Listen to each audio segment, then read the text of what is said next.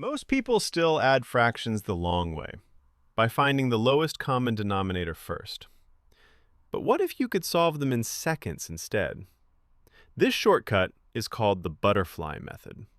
By the end of this video, you'll be able to add and subtract fractions like these without searching for the lowest common denominator. Let's begin with our first example. We want to add 2 over 7 and 3 over 5. First, draw a diagonal line from 2 down to 5 and multiply the two numbers. 2 times 5 equals 10. Next, draw another diagonal line from 3 down to 7 and multiply the numbers. 3 times 7 equals 21. Now, connect the two fractions with a curved line and multiply the two denominators. 7 times 5 equals 35. That will be our denominator. Now, add the two numbers at the top. 10 plus 21 equals 31.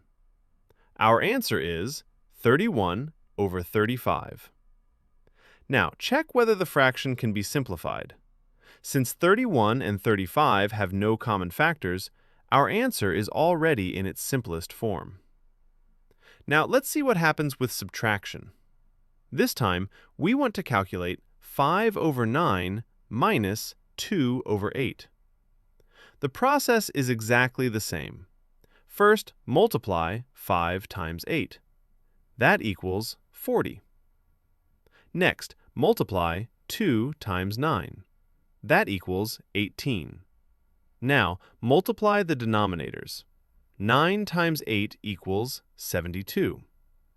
Now we subtract the second product from the first. 40 minus 18 equals 22. So we get 22 over 72. Now, simplify the fraction. Both numbers are divisible by 2, so divide both numbers by 2. 22 divided by 2 is 11. 72 divided by 2 is 36. So our final answer is 11 over 36. Now, let's see whether this works for mixed numbers.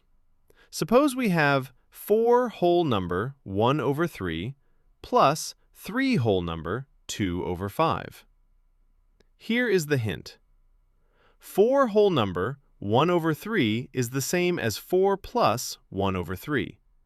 And 3 whole number 2 over 5 is the same as 3 plus 2 over 5. Next, add the whole numbers.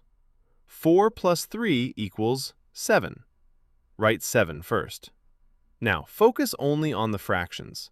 We have 1 over 3 plus 2 over 5. We'll use the butterfly method again. Draw the first diagonal line from 1 to 5. 1 times 5 equals 5. Now, draw the second diagonal line from 2 to 3. 2 times 3 equals 6. Now, multiply the denominators. 3 times 5 equals 15. Now, add the numbers at the top. 5 plus 6 equals 11. So the fractional part is 11 over 15. Now, combine everything. The final answer is 7 and 11 over 15. Exactly the same method. Today you learned how to use the butterfly method to add fractions, subtract fractions, and add mixed numbers. The more you practice, the faster these steps become. In the next lesson, I'll show you how to subtract mixed numbers, including the one step that confuses almost everyone. Once you understand that trick, you'll be able to solve even more difficult fraction problems with confidence. If you found this lesson helpful, please subscribe for more simple, step-by-step math lessons. And if you'd like to see Part 2, leave a comment saying Part 2. Thanks for watching, and I'll see you the next lesson.